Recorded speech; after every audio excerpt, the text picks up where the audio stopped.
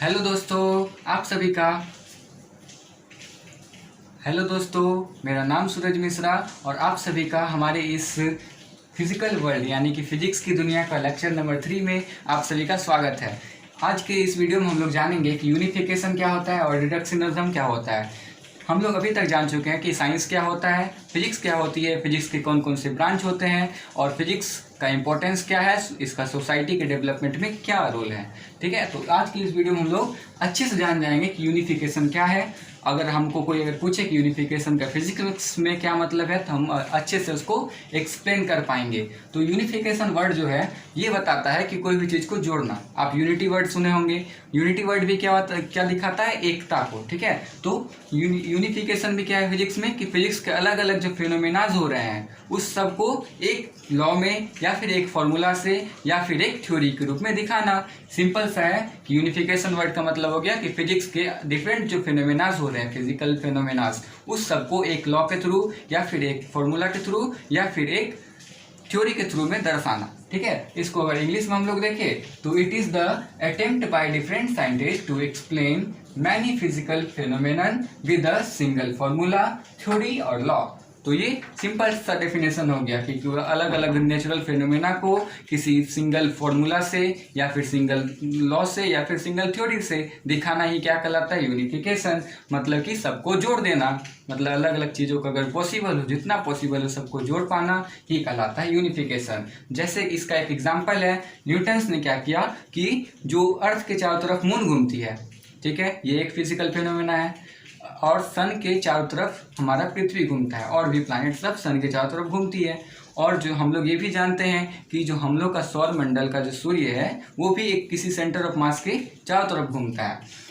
तो इस सबको और साथ में जो कोई भी चीज़ ऑब्जेक्ट हमारे, हम लोग मान लो कि ये ऊपर से नीचे गिरा है तो नीचे क्यों गिरा, ठीक है, इस सब को न्यूटन ने सिर्फ एक लॉ से बता दिया जो कि था law of gravitation. Law of gravitation ये तीनों जो फिनोमेनन हो रहे हैं, फिजिकल फिनोमेनाज हो रहे हैं, इस तीनों को एक्सप्लेन सिर्फ एक थ्योरी से कर दिया। तो वो क्या कहलाया, एक यूनिफिकेशन। ठीक है, वो भी एक यूनिफिकेशन का ही एग्जाम्पल है। दूसरा एग्जाम्पल है कि हम लोग जानते हैं कि इलेक्ट्रिसिटी कोई भी कंडक्टर से जब फ्लो करता है इलेक्ट्रिसिटी तो उसके चारों तरफ इलेक्ट्रिक फील्ड बनता है, इलेक्ट्रिक फील्ड उत्पन्न होती है। तो इसके बाद ये हम लोग पहले जानते थे, हम लोग 10 में जानते हैं और शायद 10 में ही पढ़े भी होंगे हम लोग कि उसके बाद ऑस्टेड और फैराडे ने एक्सपेरिमेंट्स किए।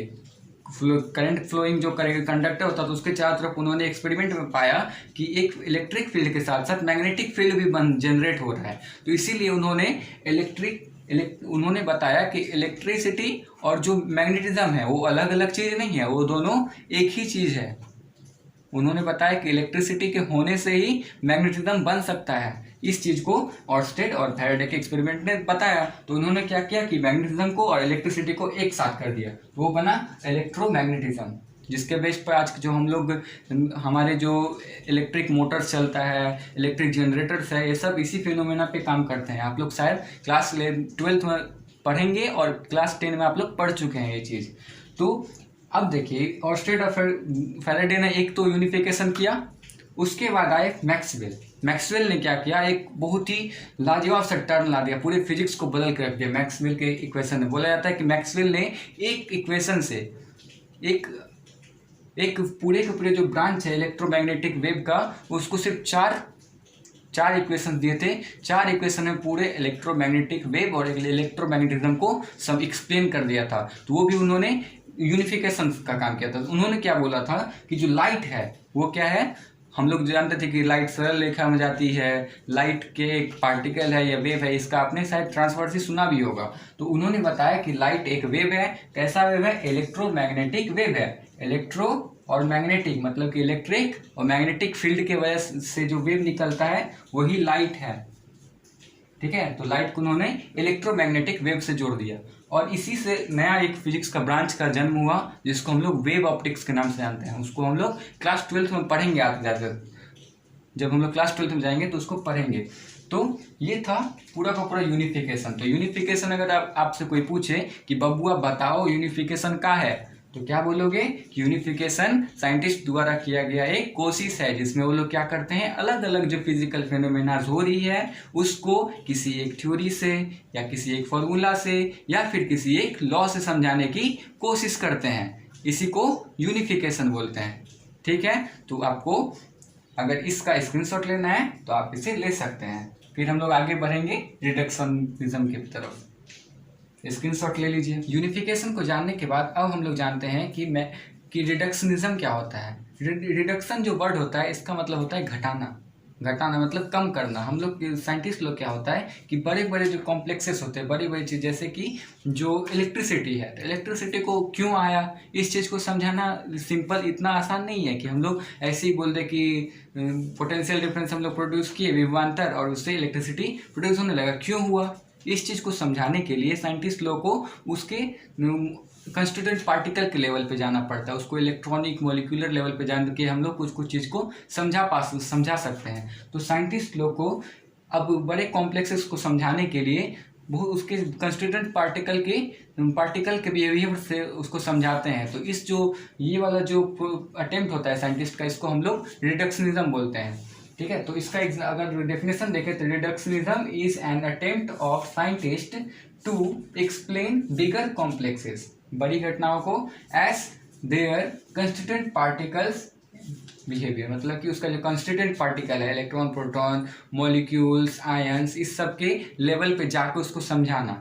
ठीक, तो अगर आपको कोई पूछे कि बबुआ आप बताओ कि तुमने तो यूनिफिकेशन को बता दिया, अब बताओ कि रिडक्शनिज्म क्या होता है, तो आप बोलिएगा कि यूनिफिकेशन क्या होता है, अलग अलग चीज़ों को जोड़ना। मतलब कि अलग अलग फिनोमिनास को एक ही थ्योरी में जोड़ करके एक्सप्लेन करना, वो कहलाता है यूनिफिकेशन। वैसे रिडक्शनिज्म क्या होता है कि मान लीजिए कि हम लोग किसी भी चीज़ को देखते हैं कि हीट पड़ने पर गर्म हो जाता है। तो हीट पड़ने पर गर्म क्यों हो जाता है ये जानने के लिए हम लोग को उसके मॉलिक्यूलर लेवल या एटॉमिक लेवल, उसके कंस्टिट्यूएंट पार्टिकल के लेवल पे पहुंचना पड़ता है। हमको ये एक्सप्लेन करना पड़ता है कि उसके कंस्टिट्यूएंट पार्टिकल्स जो है उसकी प्रॉपर्टीज़ क्या है, वो कैसे बिहेव करते हैं। तो उसके हिसाब से हम लोग ये बता पाएंगे, उस लेवल पर जाकर हम लोग बता पाएंगे कि कोई भी मैटर हीट पड़ने पर गर्म क्यों हो जाता है। जैसे कि आप देखेंगे लोहा जल्दी गर्म होता है, दीवार कोई सीमेंट का चीज़ देखेंगे थोड़ा लेट से गर्म होता है। तो ये सब जो क्यों लेट से गर्म हो रहा है, मतलब क्यों लेट से गर्म हो रहा है, इस चीज़ को बताने के लिए हम लोग को डीप में जाना पड़ेगा। मतलब कि एक एक चीज़ को अलग अलग से स्टडी करना पड़ेगा डीपली। जैसे कि उसका कंस्टिट्यूएंट पार्टिकल का इंटरनल एनर्जी क्या होता है, फिर उस पर इलेक्ट्रॉन पर हीट का इफेक्ट क्या होता है, ये सब हम लोग को जानना पड़ता है। अलग अलग टर्म्स है जो कि आप धीरे धीरे समझेंगे क्लास 11th और 12th के सफ़र में। तो इसका अगर एग्जाम्पल देखा जाए रिडक्शनिज्म का, तो वो हो जाएगा थर्मोडायनेमिक्स जो होता है। थर्मोडायनेमिक्स एक फिजिक्स का ब्रांच है जिसको हम लोग हीट टेम्परेचर के बारे में बताया जाता है थर्मोडायनेमिक्स में, कि कैसे कोई चीज़ हीट, हम लोग जानते हैं ना कि कोई भी चीज़, मान लो कि हम लोग एक ठंडा पानी रखे एक बोतल में, तो आप 1 घंटा रख दीजिएगा तो गर्म हो जाता है। ऐसा क्यों होता है, इस सब के बारे में हम लोग थर्मोडायनेमिक्स में पढ़ते हैं। तो थर्मोडायनेमिक्स को क्या क्या एक्सप्लेन करता है, उसके कंस्टिट्यूएंट लेवल पे टेम्परेचर, उसके इलेक्ट्रॉन सब के, मतलब पार्टिकल कोई भी बॉडी है उसके इलेक्ट्रॉन सब का जो टेम्परेचर पर पड़ने पर क्या इफेक्ट होता है। तो टेम्परेचर, इंटरनल एनर्जी जो उसको पहले से प्राप्त रहता है इंटरनल एनर्जी वो, और इंट्रोपी, इस सब चीज़ों पर डिपेंड करता है। पूरा थर्मोडायनेमिक्स को इसी सब के टर्म में एक्सप्लेन किया गया है। तो ये है रिडक्शनिज्म का एक एग्जांपल। एक और एग्जांपल है कि बल्क प्रॉपर्टीज ऑफ मैटर। तो कोई भी मैटर का जो प्रॉपर्टीज होता है उसको एक्सप्लेन करना पड़ता है हम लोगों को। काइनेटिक थ्योरी जो है वो उसको एक्सप्लेन करता है, जो कि इलेक्ट्रॉनिक और मॉलिक्यूलर आयनिक इस सब लेवल पर एक्सप्लोर करता है कोई भी चीज़ को। तो उम्मीद है कि आप लोग रिडक्शनिज्म और यूनिफिकेशन अगर कोई भी पूछे तो आप यूं ही एकदम अच्छे बच्चे की तरह उसको समझा पाओगे कि ये यूनिफिकेशन है और क्या रिडक्शनिज्म है। तो इसी के साथ मैं इस वीडियो को ख़त्म करता हूँ। उम्मीद है कि आप सभी को समझ में आ गया होगा। अगर फिर भी कोई डाउट रह जाता है तो आप कमेंट सेक्शन में लिख सकते हैं, तो आप इसका स्क्रीनशॉट ले लीजिए।